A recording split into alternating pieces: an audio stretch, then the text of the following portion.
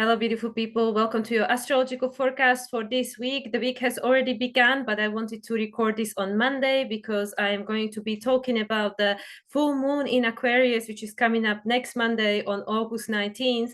And it just didn't make a sense to release it any earlier than this. I was even considering to do two separate videos, one for this week and then include the full moon in Aquarius next week. But everything that's happening this week is fully present and actually very significantly active for the full moon in Aquarius. So I thought it just makes more sense to record one video where we cover the topic.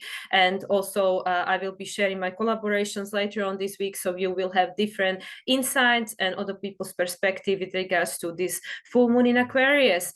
But because there is so much happening astrological wise, starting from this Wednesday the 14th, when we have the Mars-Jupiter conjunction, I am very, very conscious of the fact that there is a lot of astrology going on, and actually I am calling on my guides, my higher self, and my astrological team, whoever is the one that wants to come through to share guidance with regards to this astrological chaos that we are experiencing.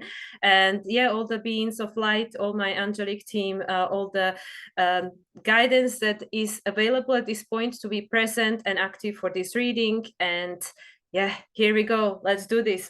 So first I'm going to name the aspects, but like I said, there is a ton, and then we're going to look at the charts because I find this is probably much easier. I know for myself, I am a very visual person. So when people start firing at me, their placements in their chart, like my brain just goes like literally I just go cross-eyed and my brain doesn't make a connection because I do need to see the chart in front of me.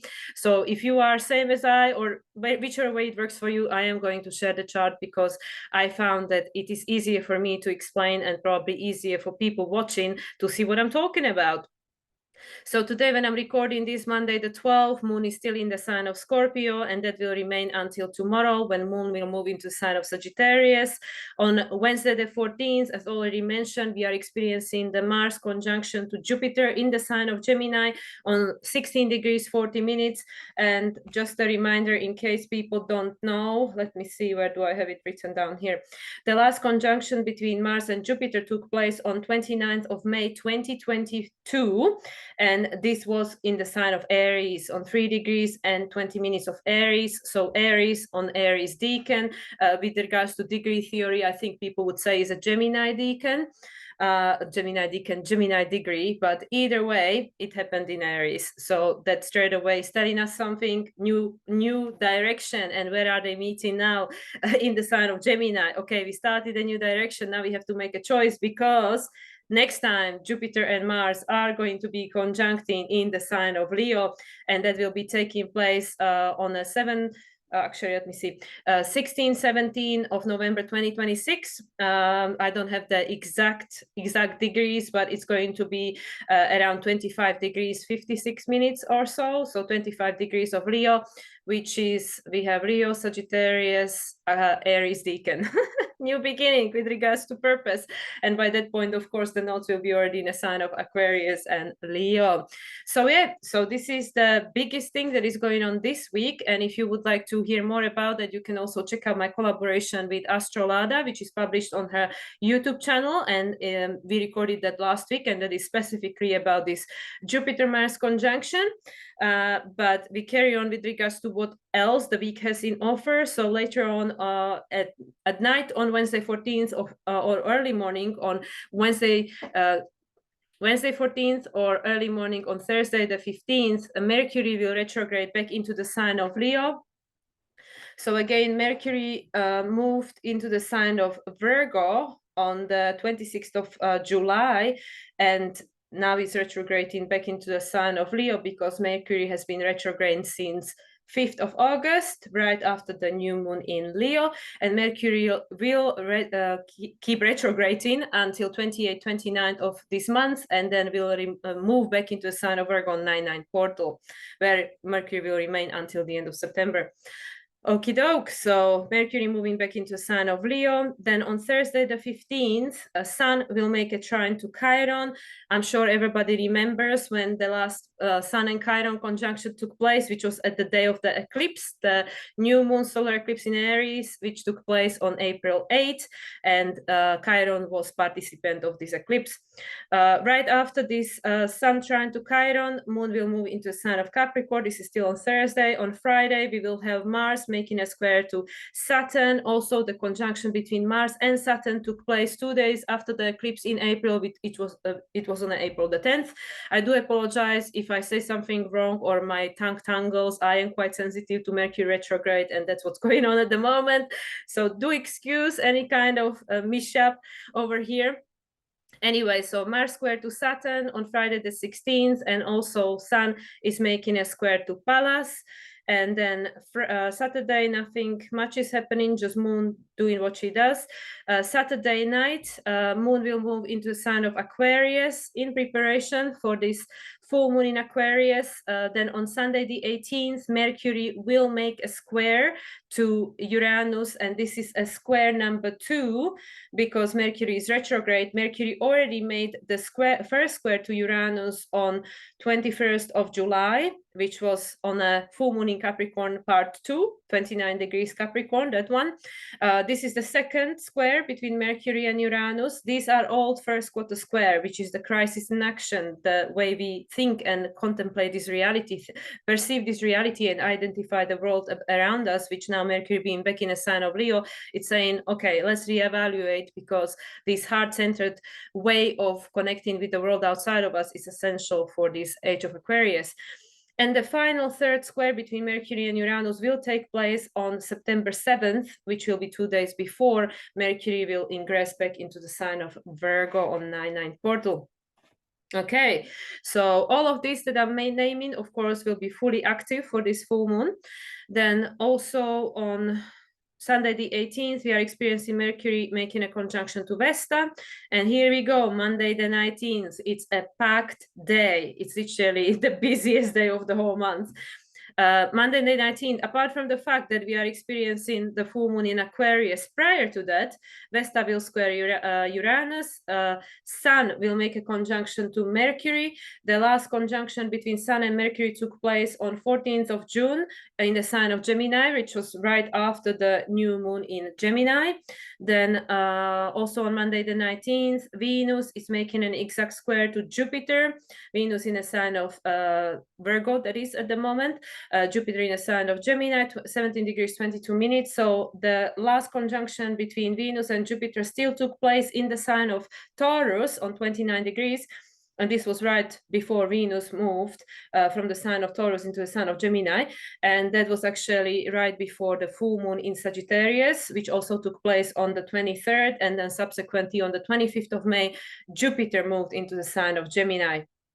So this is the first quarter square since then, which again is a crisis in action. Something has to change. Venus is in a sign of Virgo, which is all about discernment and making changes based on what we learned, putting it into practical application. Of course, Venus is the current ruler of Uranus and also the current ruler of South Node.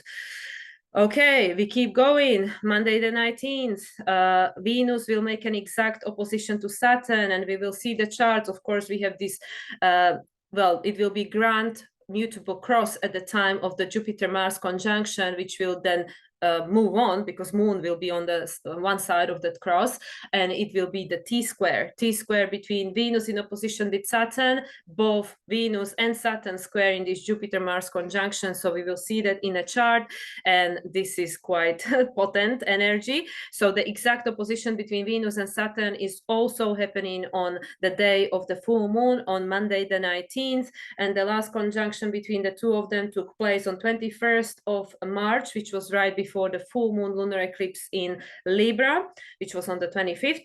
And also still before the full moon, we are experiencing Sun making a square to Uranus. Uranus will be actually squaring this full moon, and the Sun Uranus conjunction, the last one, took place on May 13th. And I believe that was the day when Venus made a sextile to Saturn. And because it's Sun and Sun is special, as we keep talking about, this places Uranus behind the Sun, which is crisis in consciousness. What do we need to break free from in order for the cycle to end and a new cycle to begin?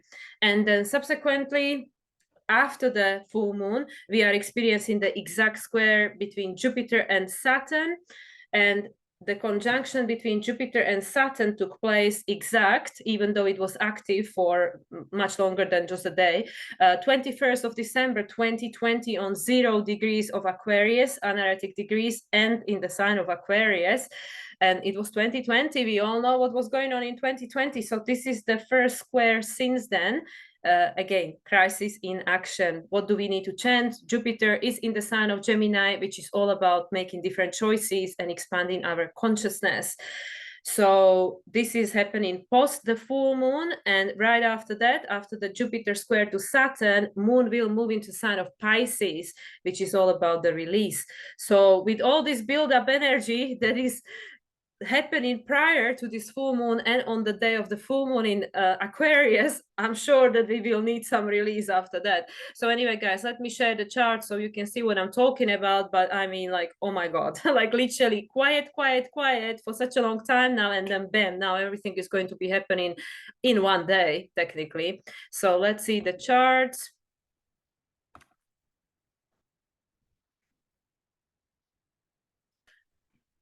Okie doke. So I believe it's still loading. Okay, so this is actually the new moon, I believe. Yes, okay. So just for the visual, this is the chart of the Mars-Jupiter conjunction, which is taking place on Wednesday the 14th. This is the local time over here. And also the ascendant, it's obviously determined by my location, so don't worry about that, or where everything is in, you know, the houses. But we can see very clearly that there is a grand mutable cross. You can see this square over here, grand mutable cross. Something needs to be released. It's also with regards to this mutability. There is a change that's required because the mutable signs are precursor to change of season. So this is what we know needs to change. So at the time of the Mars-Jupiter conjunction on 16 degrees and 40 minutes, moon will be in the sign of Sagittarius on 15 degrees and 29 minutes, which is the Aries decan. And with regards to this Gemini, this is a Libra decan, which is saying about balancing, and it is an opposition. And we can see already here Venus is getting ready for her opposition with Saturn, which, as I already mentioned, is happening exact right before the exact degree of the full moon in Aquarius on Monday the 19th. So this opposition and these two squares will be still active and present for the full moon, because obviously the opposition is becoming exact on a day, also the squares, some of them exact before and exact after.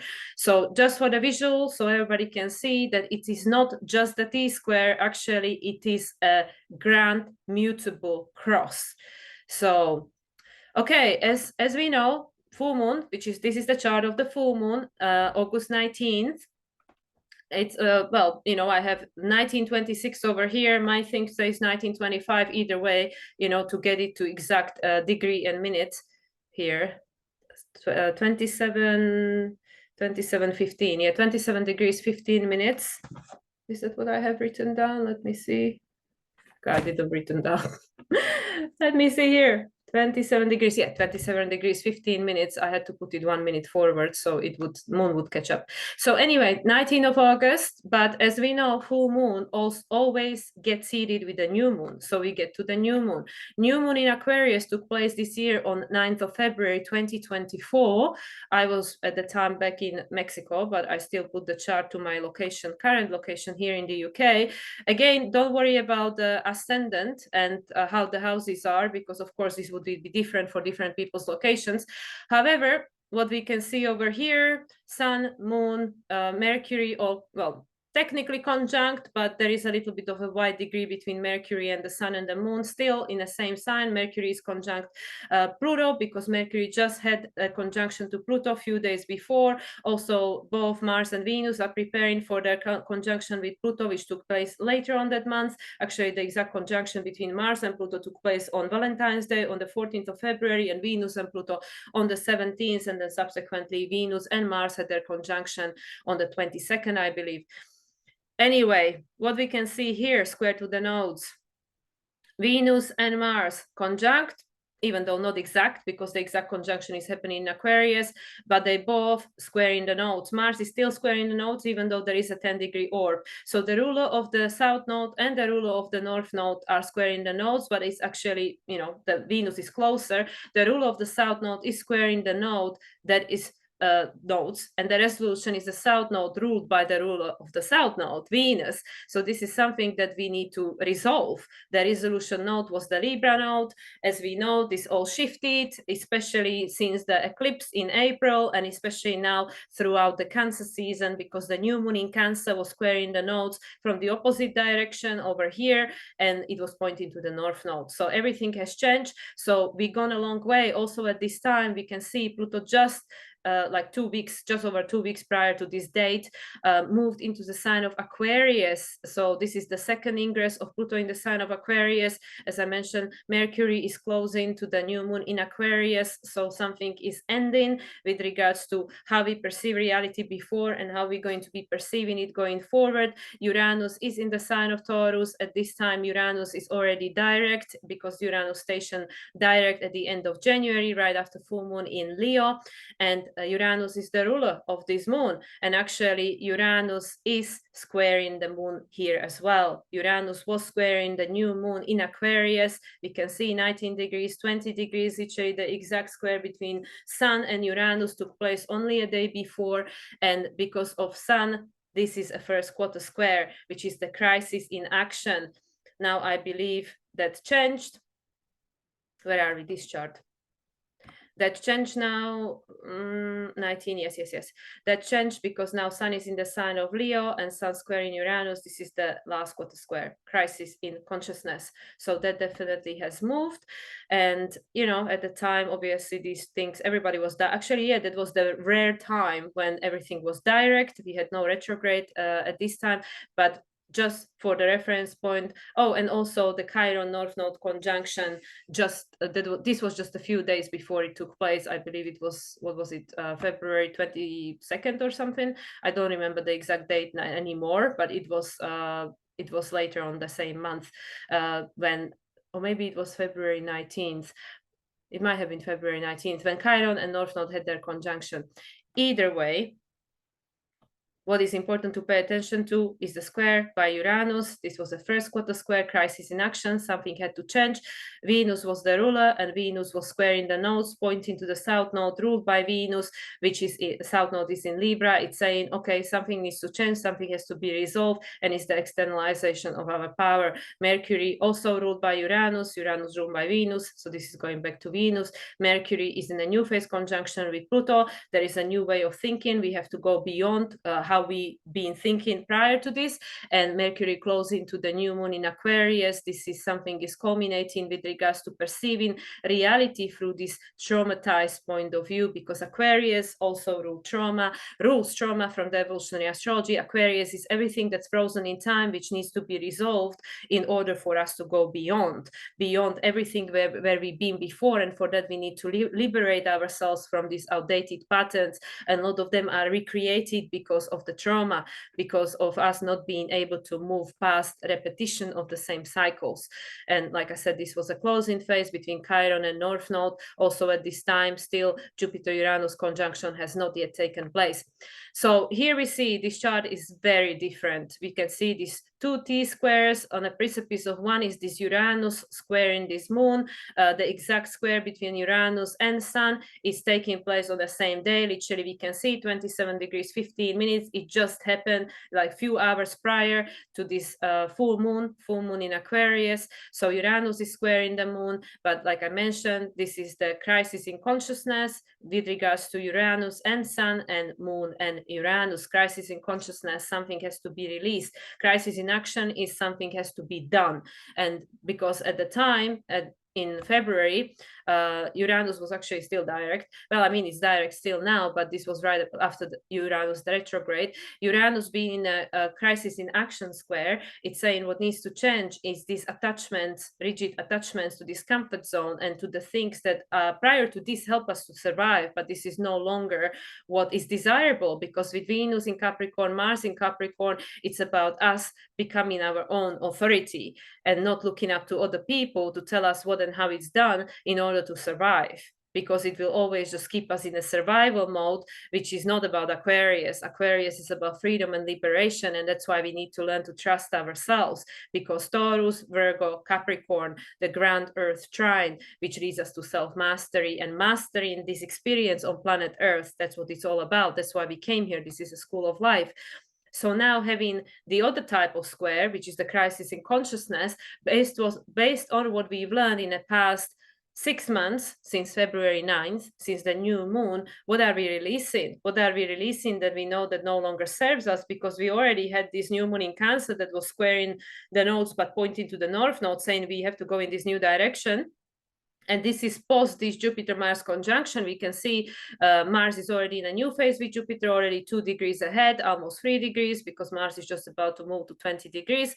And this is a new cycle had begun, because we are consciously or subconsciously making a choice either to repeat the same patterns or transmute the energy of the past and create a new pattern. But in order for that to take place, as I've been speaking about previously, we need to be aware of what the pattern is and where it's coming from, because otherwise it will just keep recreating itself subconsciously without us even understanding why is this happening. We need to be able to understand, we need to be able to catch it, that okay, it's happening again, and where is this coming from, and become aware and conscious of it, and then we can change the pattern.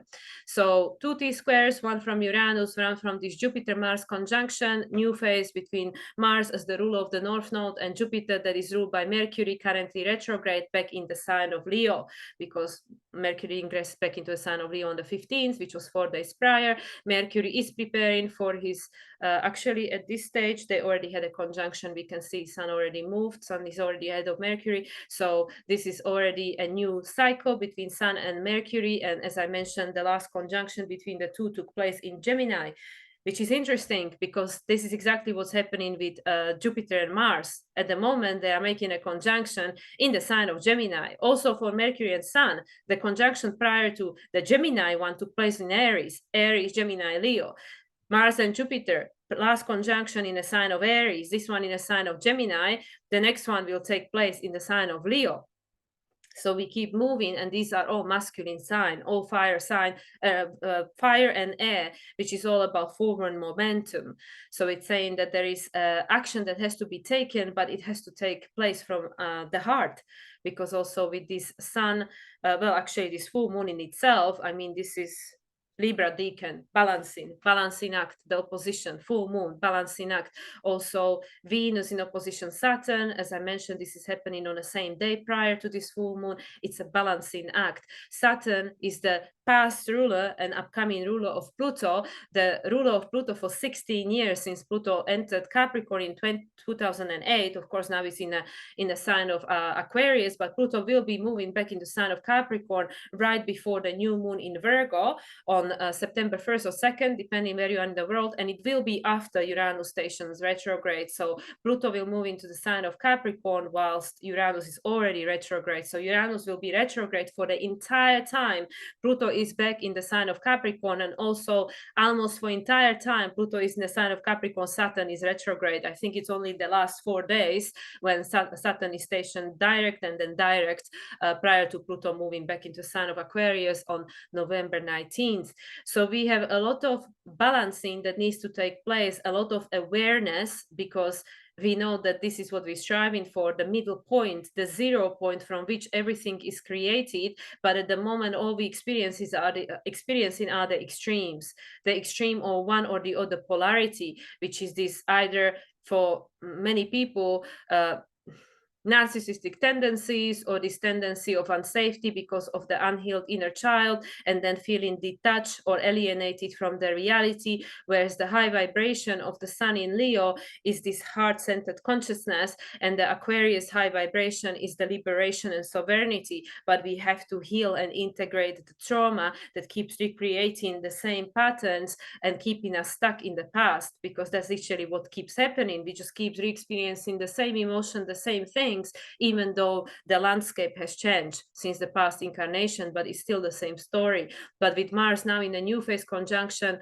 to Jupiter, and both being in a new phase conjunction with Uranus, a new story has begun, and it's going to be created by you, and it's going to be depending on the foundation that each of us has, because Taurus is very subjective. Taurus is about me, it's about you, it's about the foundation, the roots of your life. How strong are the roots? I already spoken about this in previous videos, and that's technically what it is. So both these squares create a pressure, create a challenge, and they're saying something has to change, something has to be changed. And what is the change? Is this making a new choice under old circumstances, where we're not acting out, no knee-jerk reaction or reactivity based on unresolved, unhealed trauma, but the heart-centered consciousness, coming back to the heart. And this is something which I mean, I cannot speak for other people, but I definitely find myself struggling with, because this pattern is so strongly embedded in our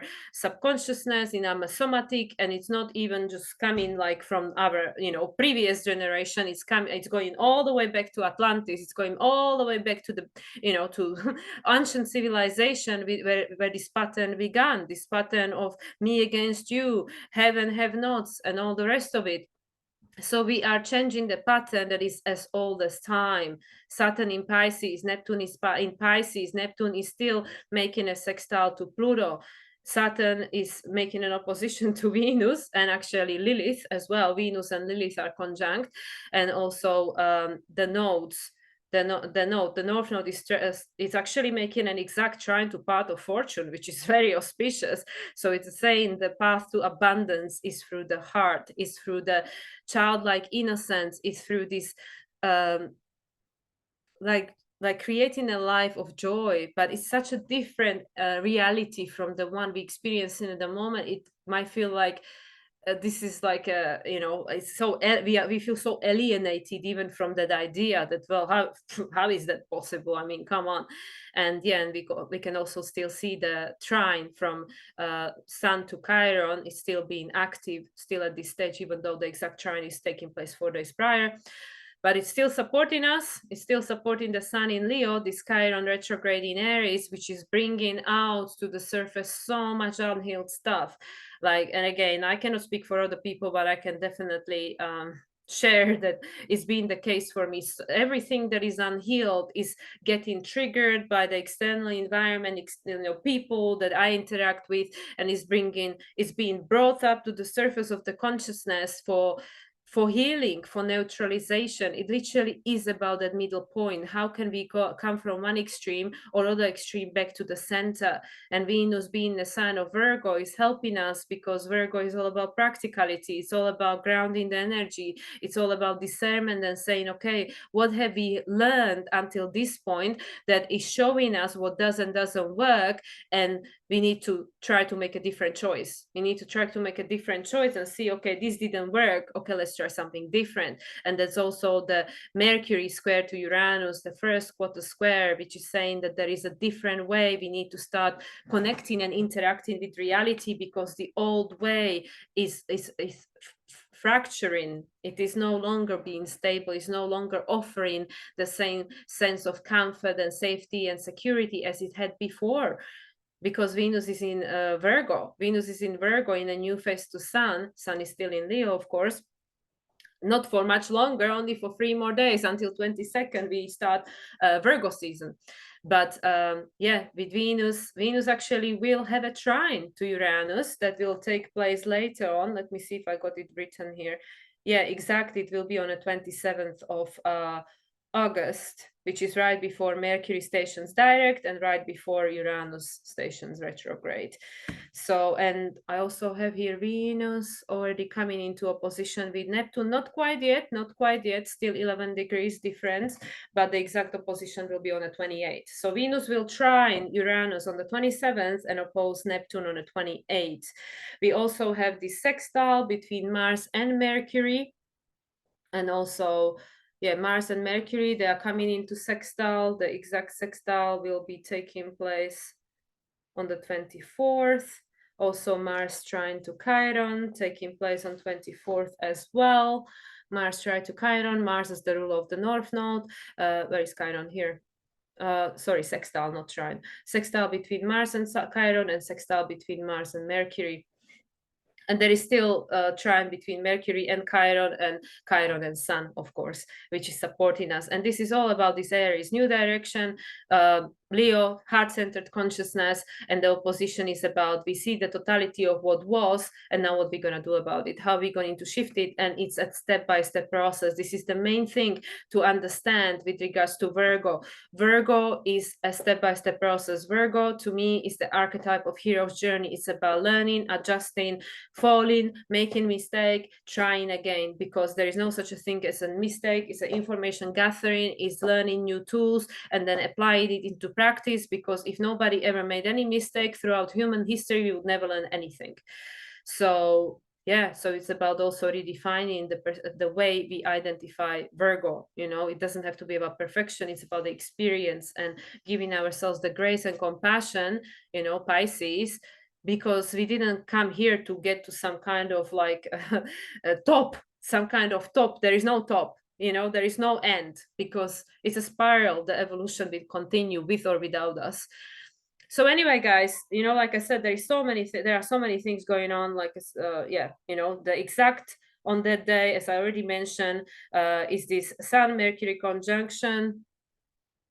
Yeah, Sun Mercury conjunction, square to Uranus, Sun square to Uranus, Saturn opposition to Venus, Saturn square to Mars. Oh, actually, that took place on the 16th. Saturn square to Mars happened just before, but Saturn square to Jupiter happening exactly on this day. Venus square to Jupiter happening exactly on this day, but this one is the one that happens afterwards. So yeah, this is happening just before moon moves in the sign of Pisces, I believe I said. And then Venus square to Mars, that is going to take place on the 23rd, which is already the Virgo season, and also Mercury trine to Chiron. Mercury trine to Chiron, number 2, because as we know, just like Mercury is making 3 squares to Uranus, Mercury is also making 3 trines to Chiron. The first one was on 18th of July, right before the full moon in Capricorn, number 2. Also, the second one is 23rd of August, as I mentioned, and the final one will be on the 2nd of September, which will be with Mercury going direct again. So anyway, guys, just looking at this chart, literally, what can we see? Well, we see there is a lot of tension, a lot of need for change, a lot of need for adjustment, a lot of need for neutralization to remove the charge, because reacting the same way and making the same choice and trying to resolve the situation in the same way it's not gonna work. It's not gonna work, because with all this new energy that we have, you know, the eclipses that we had, Mercury, you know, in Aries at the time of the eclipses, and retrograde, because Mercury station retrograde on April 1st. I remember that, because what a joke. And now we have this new phase, Uranus to Jupiter, Uranus and Mars, new phase between Jupiter and Mars. You know, new cycles are continuously beginning. So even though cycles are ending, also Neptune is preparing for his conjunction with North Node, which will take place exact on 7 or 8 of February 2025. Either way, you know, 2025, February 2025. And this is already when the nodes will be in Virgo and Pisces. So it will take place in Pisces, of course, because Neptune is in Pisces. So yeah, so we are preparing for that conjunction now, just like 1 year ago, not 1 year ago, what am I talking about? 6 months ago, during the time of the new moon in Aquarius, we were preparing for the conjunction between Chiron and North Node. Now we're preparing for the conjunction between North Node and Neptune. And Neptune is the totality, 29 degrees, and the North Node is the direction where we head in. And because North Node will be moving into Pisces, actually, I do have the full new moon in Aquarius, the one for 2025. Already at this time, the nodes are in Pisces and Virgo. Yes, Pisces and Virgo. So when the North Node moves into the sign of Pisces, it will be all about release. So at the moment, because of the North Node in Aries, it is the path to self-discovery. The South Node is in Libra, is showing us what doesn't work, because there was no neutrality, there was no balance in the world. We can see how world is far from balance, it's far from harmonious.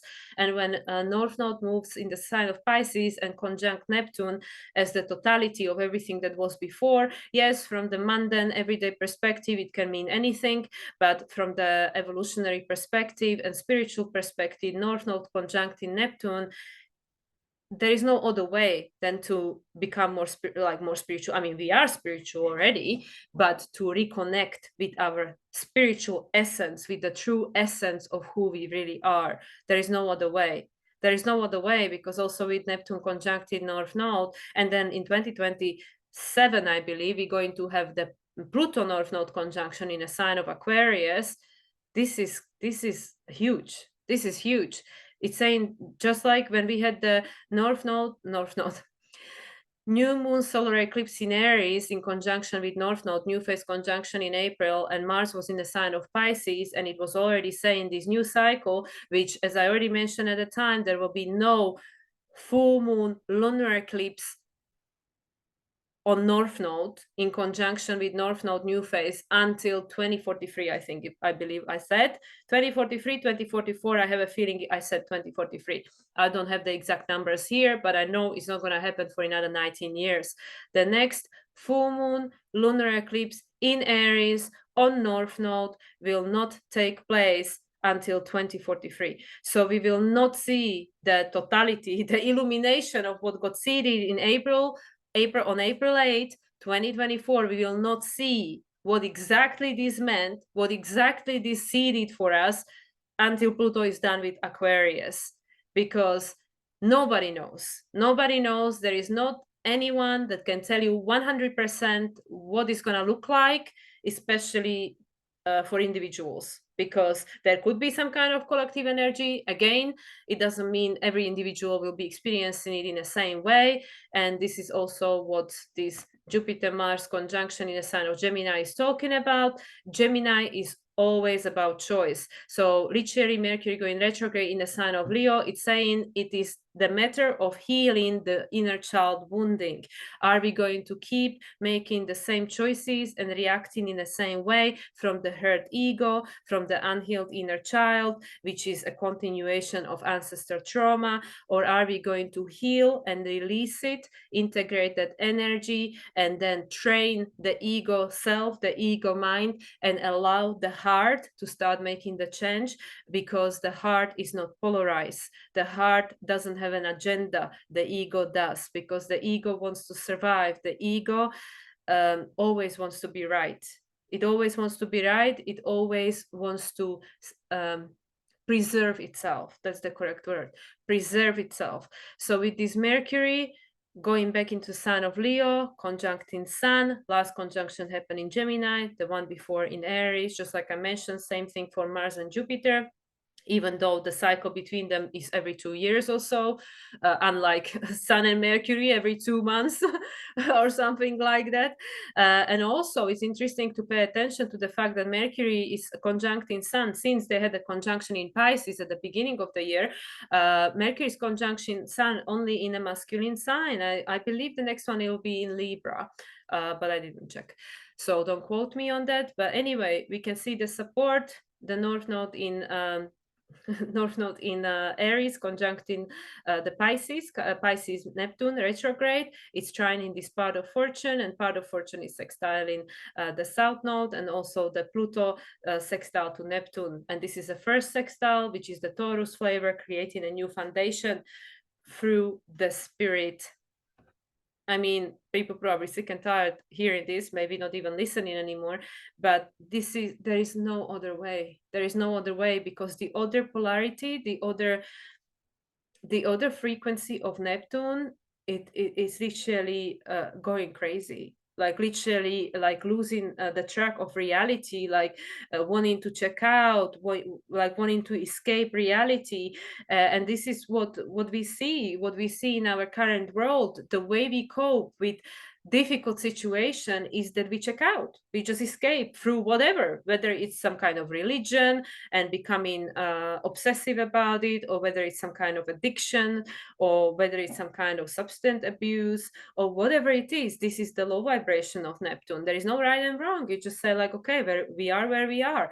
So for us to get to the high frequency and vibration of Neptune, and seriously, like obviously this is not the video for it. I'm going to talk more about this in my practical application of astrology if people are interested to hear how this is showing up for me. But I already mentioned that I'm approaching my Pluto square and Neptune square. Pluto square becoming exact on the eclipses next March, and the Neptune square becoming exact in 2027.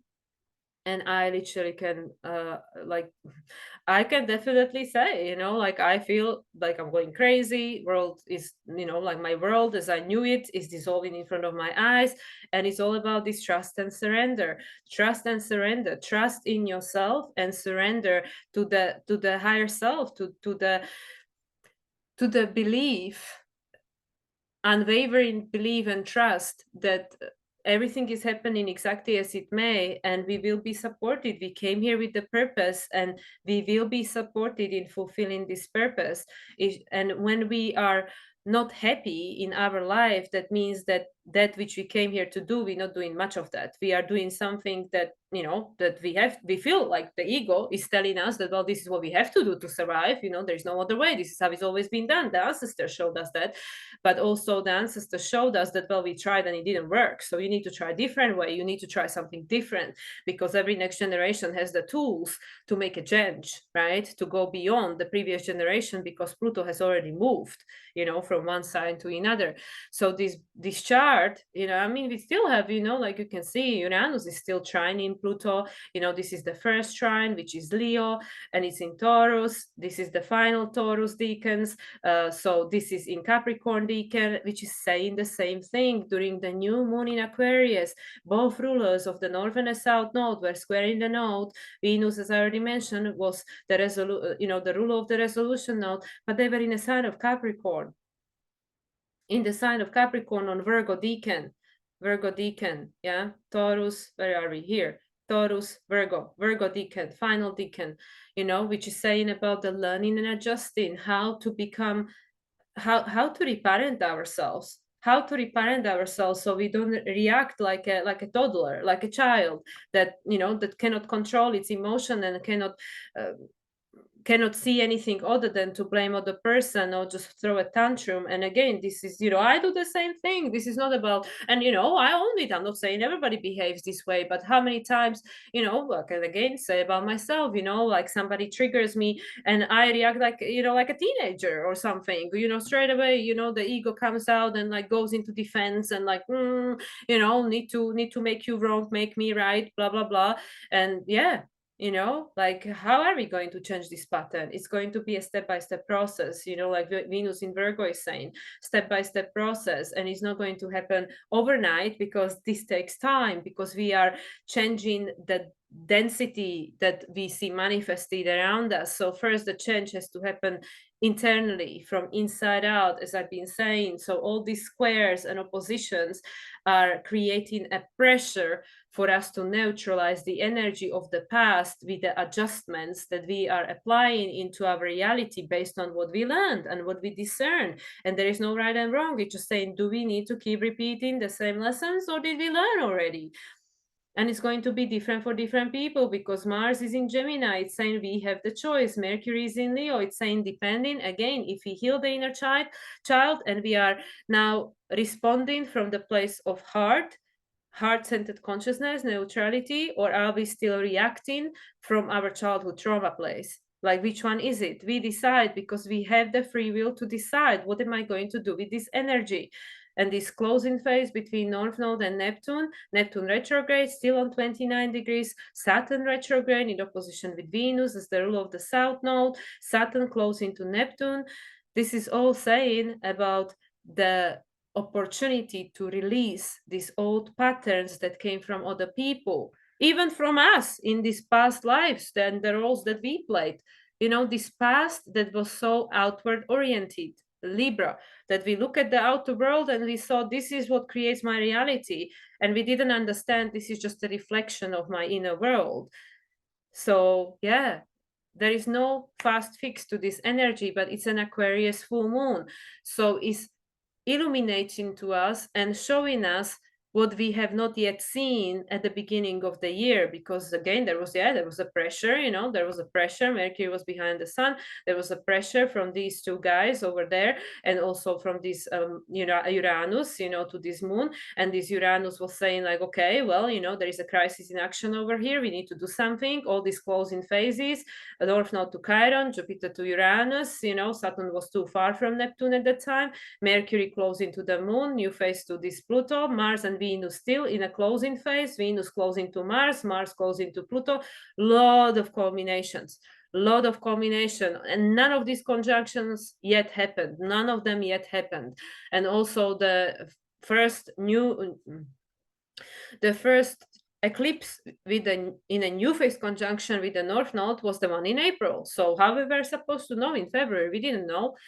But now we do. Now we know much more. Now we see much more. And now we feel, we are tuning into the energy, and also with regards to what's going on in the world, in different countries, how things are starting to play out. Obviously, the heat is being turned up, this anger and frustration, it is all rising because of all these, situations that we are experiencing politically, geographically, whichever way we look at it.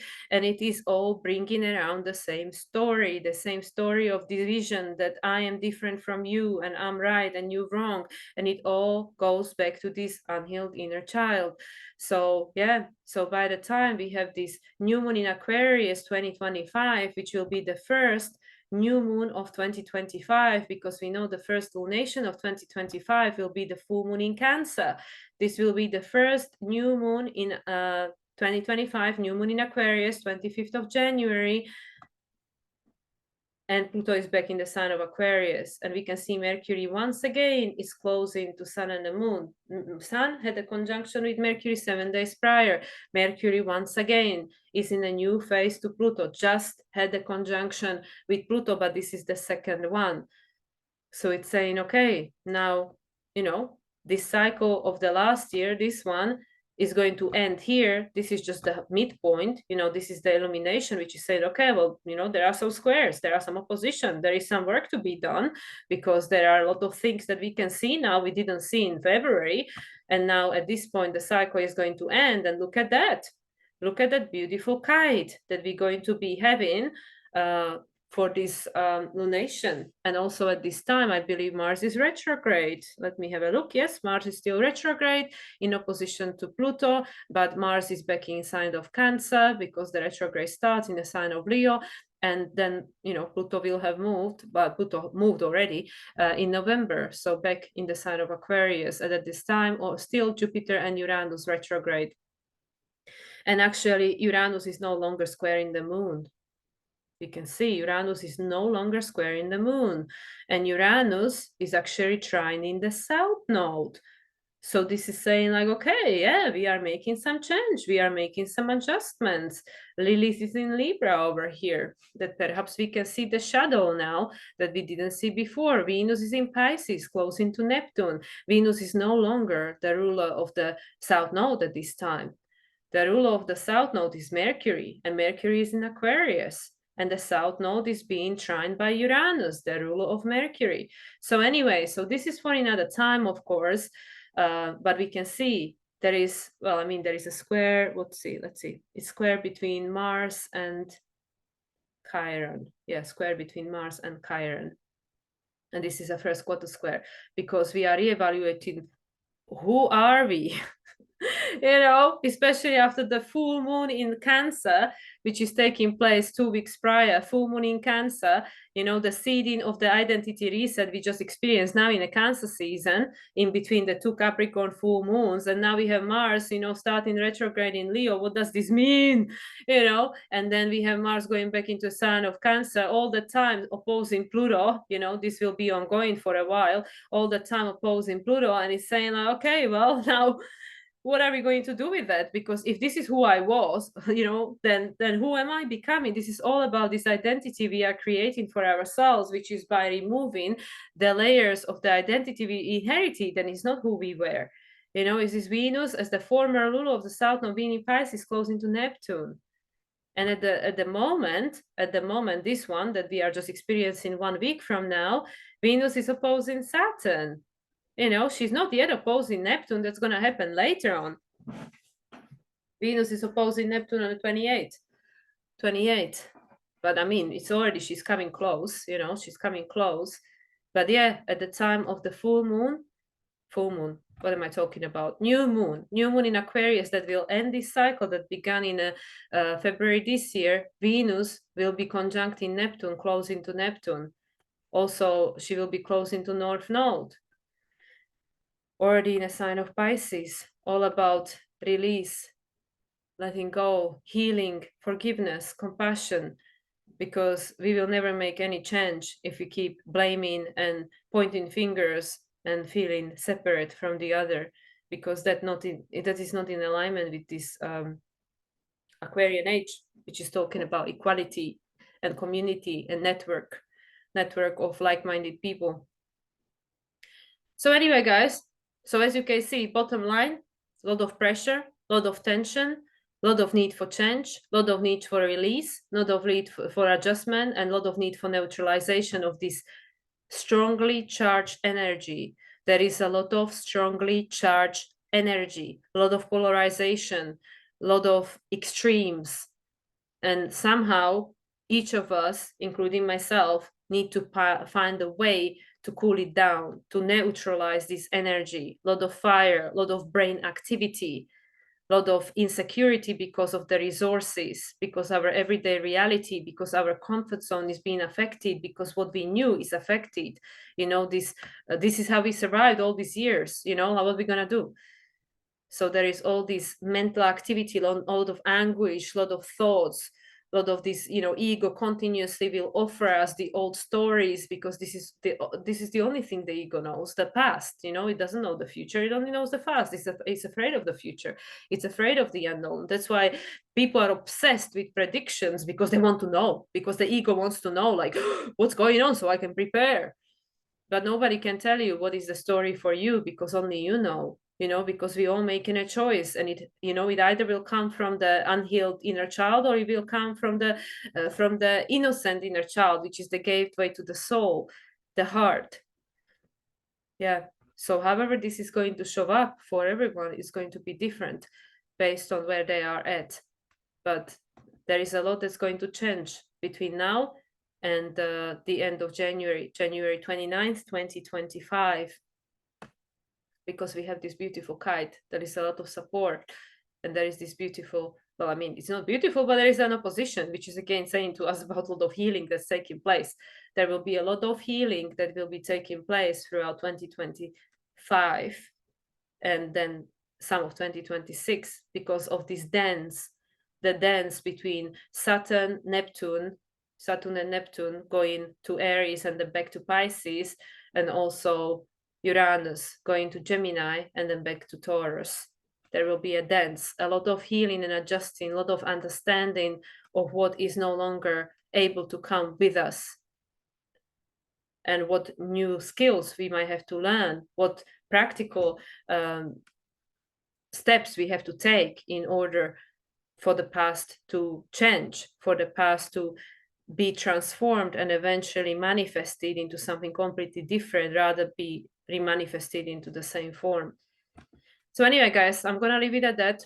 I really hope that this was comprehensive enough. But I mean, even though we have all this craziness going on over here with all these planets and all these aspects happening exact on the 19th, and some of them prior and some of them post this full moon in Aquarius, but this is a very strong energy because Pluto is still in the sign of Aquarius, Uranus is still direct, but then everything will change by the time of the next lunation, which will be the new moon in Virgo. Pluto will be back in the sign of Capricorn, and Uranus will be retrograde. So yeah, let's see. But this is a lot of strong emotions that we will be experiencing, and all of that will be bringing a lot of unhealed trauma because it needs to be neutralized. 27 degrees Libra Deacon, 27 degrees Aries Deacon, new beginning, neutralization of the trauma, new beginning with regards to the child each of us once were, with the pure innocence and the sense of purpose and destiny we were born with, until it got conditioned by the external world and the program which we have the opportunity to reset. But it takes a choice, and it takes a dedication, and it takes an awareness and willingness to release that which it is not, and heal that which brought us to this point and is no longer working. And the Venus in Virgo, the discernment, and in a sense trying to make it simple in a way that is not simple. The situation is not simple, but trying to create simple step-by-step process in order to help yourself, whatever will work for you to neutralize this energy, as I mentioned previously, whether that is taking a walk, taking a break, finding this time, excavating the time in our everyday life and keep repeating it. This Virgo is about routine, Taurus, and then Capricorn, like they say, is that practice that makes perfect. Is that we will not reprogram our brain and start behaving in a different way without practice. Everything takes practice. So that's the Venus in Virgo, because this is what we came here to do as human. All these earth signs, they are about our human incarnation. They are about our life on planet Earth, which is saying about grounding this energy and learning to become a human and making adjustments in each incarnation to make improvements for our own soul evolution and our ancestor line, but also for the collective as whole. So anyway, guys, I'm gonna leave it at that. I'm going to pull some cards. Unfortunately, because this is my computer, not my phone, the quality might not be what I would be able to offer through my phone. But let's see. Okay, let's start with the Queen of the Moon. The energy of this lunation. I'm just getting the PDF ready, and I'm moving my ring so I don't put holes into my cards. Okay, Queen of the Moon Oracle. What is the energy of this full moon in Aquarius? Let's see. Energy of this full moon in Aquarius. Okay. Self-love. Let me move this light out of the way. Self-love. And it's number 6, which is about the harmony and balance. It all starts with self-love. Waxing crescent. Waxing crescent is Taurus. And at the bottom is action. Taking an action on how we do or don't love ourselves. Okay, let's see. This card hasn't come out for a long time. It's interesting because, of course, Taurus is where Uranus is squaring this moon. We don't love ourselves. That's the problem. This is why we look for it outside of us. And we will never find it until we find it within, because the outside just mirrors what's already within us. So yeah, self-love, this one. Radical self-love is necessary. Empowerment starts from the inside out. Do not compare yourself to others. Start your change with focus and love of self. And the affirmation is, every day I bring radical self-love to body, mind, and spirit. Sometimes we feel we are not enough. Sometimes we are even told we are not enough by our own voice, the voices of others, and our culture. Not smart enough, not pretty enough, not powerful enough, not talented enough, not good enough at what we choose to do. Not ambitious enough, not experienced enough, not curvy enough, not thin enough, not glamorous enough, whatever. And as a result of all of this makes us not love ourselves enough. Then there is the opposite, that we are too much something, too tall, too short, too fat, too thin, and so on and so forth. Is it any wonder that many of us feel such self-loathing or dissatisfaction with the self? Please just stop. Put your blinkers on, breathe, be with yourself, do rituals, speak to the goddess or whatever energy floats your boat and ask for help. Yes, indeed, listen to any or all of the crazy misdemeanors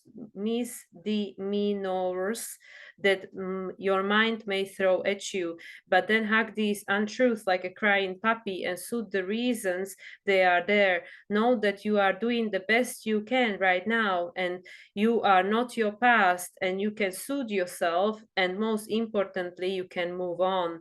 Know that this comparison craziness, it's interesting, this word craziness, this is what's been coming up for me, is just a diversion for knowing yourself really well and discovering amazing, delicious aspects of yourself that are entirely satisfying. Focus on you, not others, and discover where you really might like change, if anywhere or anything, for your own personal benefit, not for some outward measure of enoughness. True power and happiness comes from inside out, like an unfurling spiral. Wu is the person who relies on the opinions of others to gain happiness and self-measure. Choose radical self-love. Choose you. Companion stone or metal? Rose quartz. So that makes sense, I would say. Probably not what you were expecting to see for the Aquarius full moon. But yeah, this is exactly what we need. And it starts from within, as we keep saying. All right, gateway of light activation. Let's see what portal is opening up for us with this full moon in Aquarius. That is obviously following after the 888 portal. Okay, let's see. Hopefully we get some new card. New card. What is the energy of this Aquarius full moon? Please, Spirit. Thank you. Oh, okay, there is too many. Yeah, too many, like 6 cards. Hey, Spirit, just 1 card, please.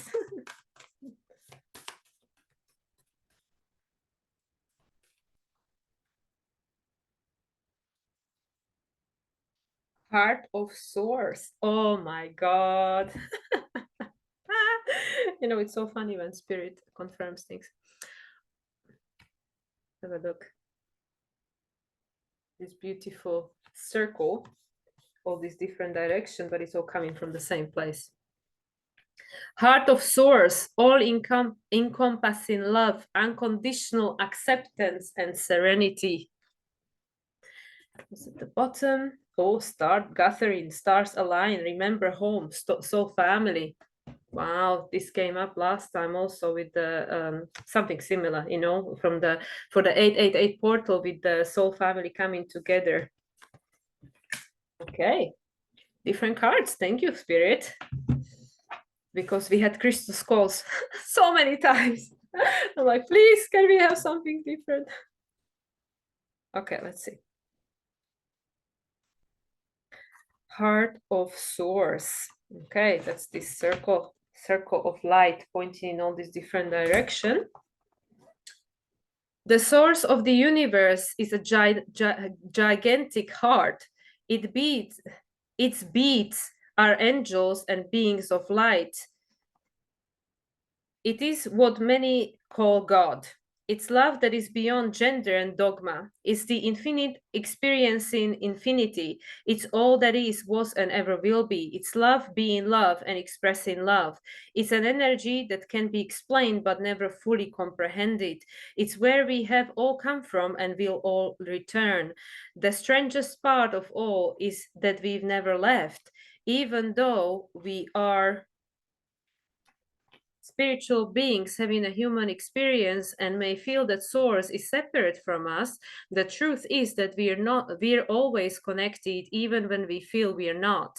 This gateway takes us not upward but inward. It's the gateway that reminds us that through the stargate of our stargate, there is the stargate gathering.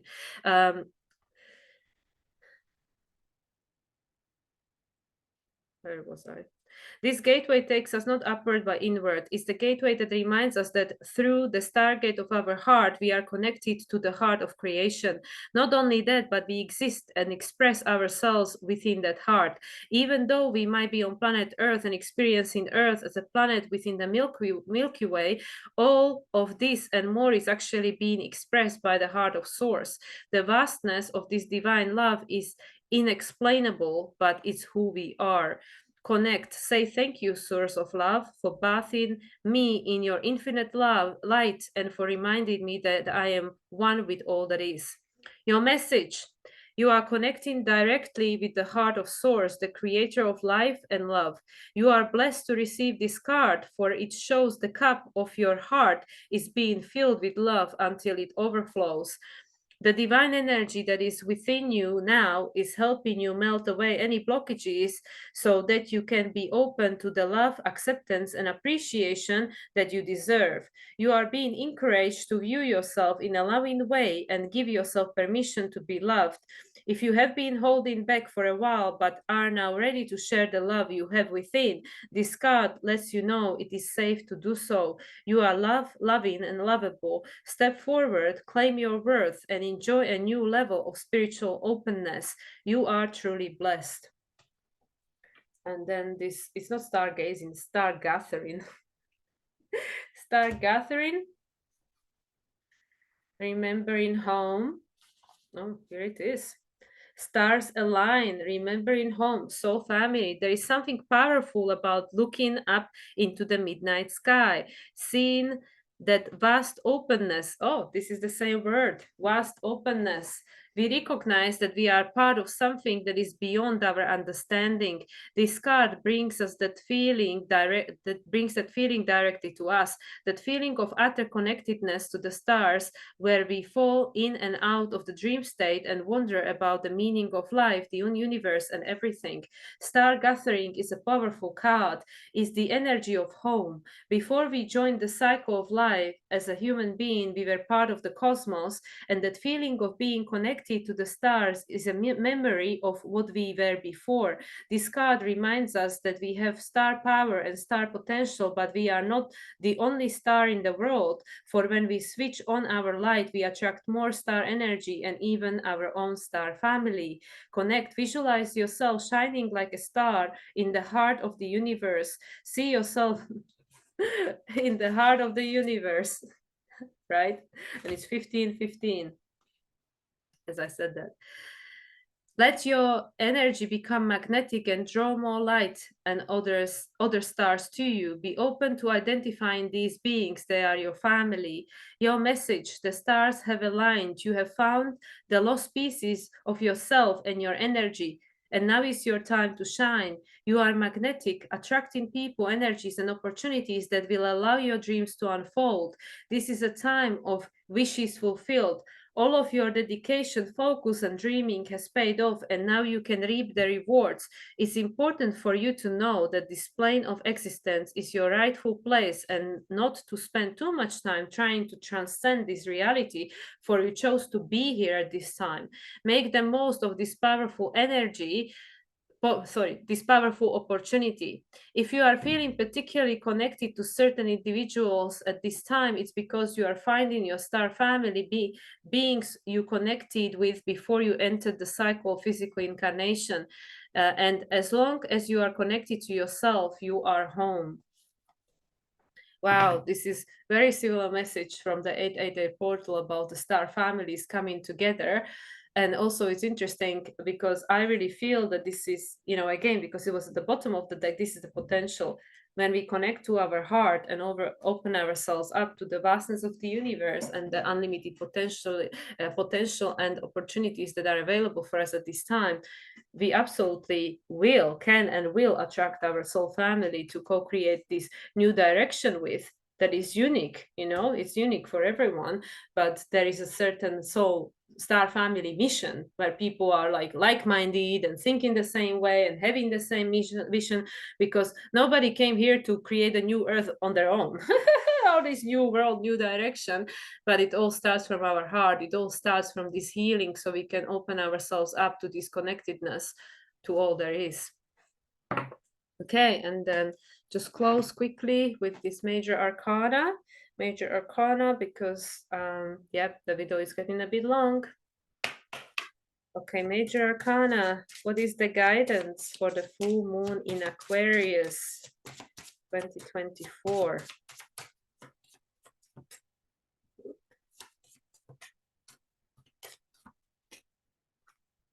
High Priestess, again, she's not saying she's saying you have to tune in to find your own answers, what this means to you. Because yes, Aquarius, it's about individuation and sovereignty. Nobody can tell you what it is. Nobody can tell you what it is, because it's going to be different things to different people. And at the bottom is Hermit. Oh yeah, this is what my tarot teacher used to say. If a Hermit shows up, the High Priestess has a message for you. And what is Hermit? Hermit is the Virgo, and this is where Venus is in opposition with Saturn. That is in Pisces.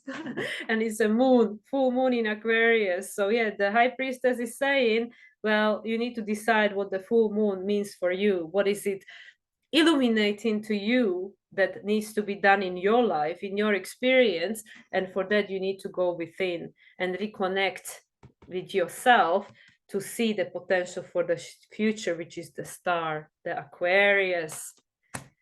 Those who walk the earth, we remember we came here for a reason, with a purpose.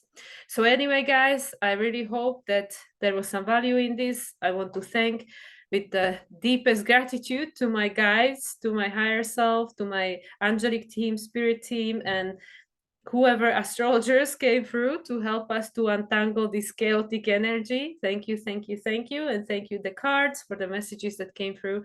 And thank you, everyone, for watching. And I wish you all a wonderful week.